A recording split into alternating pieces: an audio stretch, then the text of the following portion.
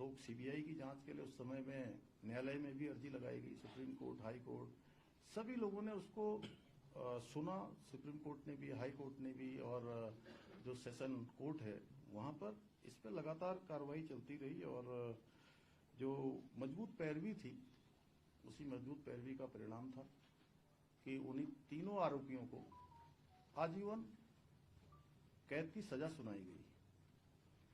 अब इधर एक प्रकरण ये आया है कि ऑडियो एक आया है और ऑडियो में उन्होंने कई लोगों के नाम लिए हैं अलग अलग प्रकार से।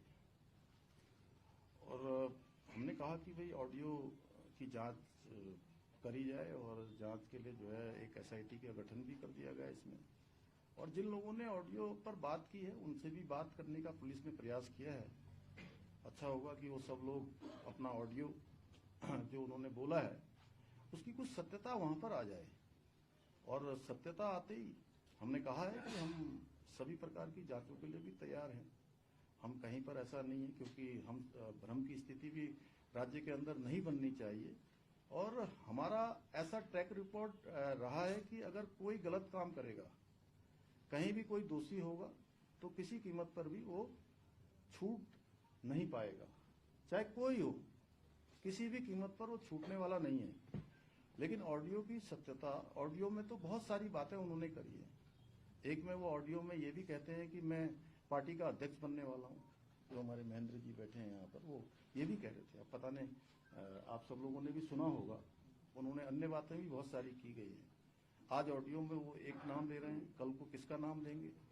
तो इसलिए सारी सत्यता, सारी जो जांच परख है, एफएसएल है, उसका करवाने के बाद हमने कहा है कि हम किसी भी कीमत पर अगर कोई दोषी होगा तो बिल्कुल छूटने वाला नहीं है। लेकिन हाँ, ये जरूर ऐसी बात है कि इसमें एक दो ऑडियो पर बात होती है। ऑडियो के पास बात होने के बाद सीधे प्रेस कॉन्फ्रेंस देहरादून में नहीं होती है जी, देहरादून से सीधे दिल्ली होती है प्रेस कॉन्फ्रेंस।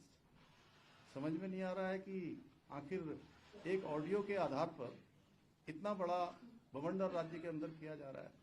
हम भी राज्य के अंदर काम करते हैं, हमने भी ईमानदारी से काम किया है। और कोई भी अगर किसी के पास भी कोई सबूत होगा तो मैं बिल्कुल आप सबके सामने स्पष्ट करना चाहता हूं, कोई छूटने वाला नहीं है। हाँ, अगर देखिए, हिंदुस्तान के अंदर उम्र कैद की सजा बहुत बड़ी सजा होती है, और किसी को उम्र कैद की सजा मिली हुई है, अगर कोई उसमें और होता, कोई और होता, तो वो ऐसा नहीं हो सकता है कि वो उसका नाम नहीं बताते, उसका नाम जरूर बताते। और एक ऑडियो में वो आपस में बात करते हुए यह भी कह रहे हैं, एक में कह रहे हैं कि इसकी हत्या हुई है,